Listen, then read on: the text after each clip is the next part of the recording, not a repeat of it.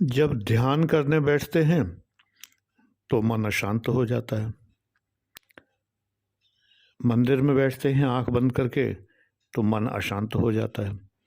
जब म्यूज़िक सुनते हैं, जब गाने सुनते हैं, जब वीडियो गेम खेलते हैं, जब मूवी देखते हैं तो मन शांत रहता है, मन भटकता ही नहीं है। पूरा मन लगाकर मूवी देखते हैं, पूरा मन लगाकर PS4 खेलते हैं, निंटेंडो खेलते हैं, गेम खेलते हैं। बड़ी अजीब सिचुएशन है। मैं डॉक्टर आनंद प्रदीक्षित आपके अपने आनंद डिवाइन चैनल पर आपके समक्ष मुखातिब हूँ। ये जीवन प्रबंधन और स्पिरिचुअलिटी का चैनल है।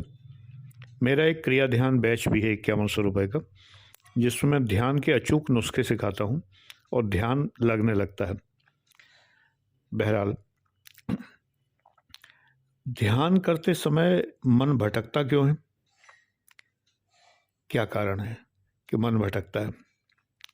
और सांसारिक कार्य करते समय जो स्पिरिचुअल नहीं है उनको सांसारिक कह देते हैं। सांसारिक कार्य करते समय मन बिल्कुल नहीं भटकता, बड़ा मन लगता है। लेकिन जब ध्यान करने बैठते हैं, परमेश्वर की तरफ ध्यान लगाते हैं तो मन भटकता है। सारी गलती यही है। आप ध्यान करते समय परमेश्वर की तरफ ध्यान लगाते हैं, लगाना ही नहीं है। परमेश्वर की तरफ भी ध्यान नहीं लगाना है, कुछ नहीं करना है। अविचार की स्थिति आ जानी चाहिए। आप कोई विचार नहीं कर रहे हैं, ना आप कृष्ण को सोच रहे हैं, ना राम को सोच रहे हैं, ना आप किसी देवी देवता पर विचार कर रहे हैं, ना ईश्वर पर विचार कर रहे हैं, ना परम ब्रह्म पर विचार कर रहे हैं। कोई विचार कर ही नहीं रहे।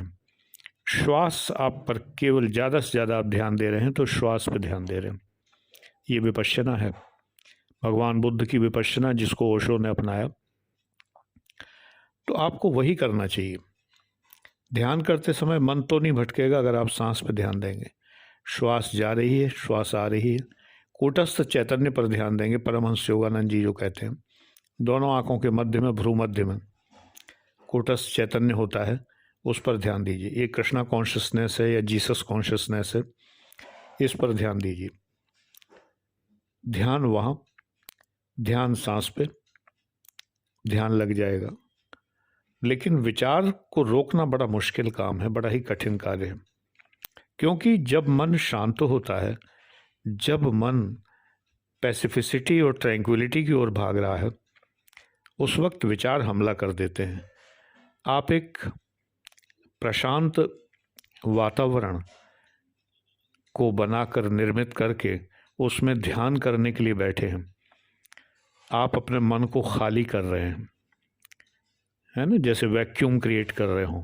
तो जब वैक्यूम क्रिएट होता है तो हवा भागती है उसे भरने के लिए। बार्नौली का सिद्धांत है, बस जब चलती है तो हवा खिड़कियों से अंदर आती है। ऐसे ही जब आप चलते हैं ध्यान की ओर, तो बहुत से विचार आपके मन में आते हैं। आपकी खिड़कियों से जो विचारों की खिड़कियां हैं, उनसे तमाम विचार प्रवेश करते हैं। गंदे विचार, निकृष्ट विचार, पापी विचार, बहुत सारे ऐसे विचार जो आप शायद ध्यान न कर रहे हों, तो ऐसे विचार आप कभी भी मन में लाएंगे ही नहीं। इतने इतने गंदे विचार भी मन में आ सकते हैं। बताया है, आप ही लोगों ने बताया है, बच्चों ने मुझसे शेयर किया है कि सर ऐसे ऐसे विचार आते हैं। कुटिल विचार, कामुकतापूर्ण विचार, सेक्स के विचार वगैरह वगैरह, वो भी आते हैं। और उन लोगों के प्रति आते हैं जिनके लिए आप कभी नहीं सोचते, उनके प्रति भी आपके मन में कलुषित विचार आते हैं। केवल एक ही कारण है कि ये हमारा मन जो है, इसके अंदर ईड ईगो सुपर ईगो होता है। लिबिडो जो है वो काम वासनात्मक अहम है। तो लिबिडो से जो उत्पन्न होते हैं विचार, वो मन में भर जाते हैं, और जैसे ही मन को खाली देखते हैं, वैसे ही वो उस पर हमला कर देते हैं। इसीलिए श्वास पे ध्यान देने के लिए कहा गया है, श्वास को धीमे से धीमे करने को कहा गया है। इसीलिए कूटस्थ चैतन्य पर ध्यान देने को कहा गया है, यानी भ्रू मध्य में, दोनों भावों के मध्य में। जब इन पर आप ध्यान लगाएंगे तो विचार भाग जाएंगे, विचार आएंगे ही नहीं। फिलहाल मेरा ये सूत्र आजमा के देखिए, ज़रूर फ़ायदा मिलेगा। करके देखिए, कमेंट्स में बताइए कि फ़ायदा मिला या नहीं।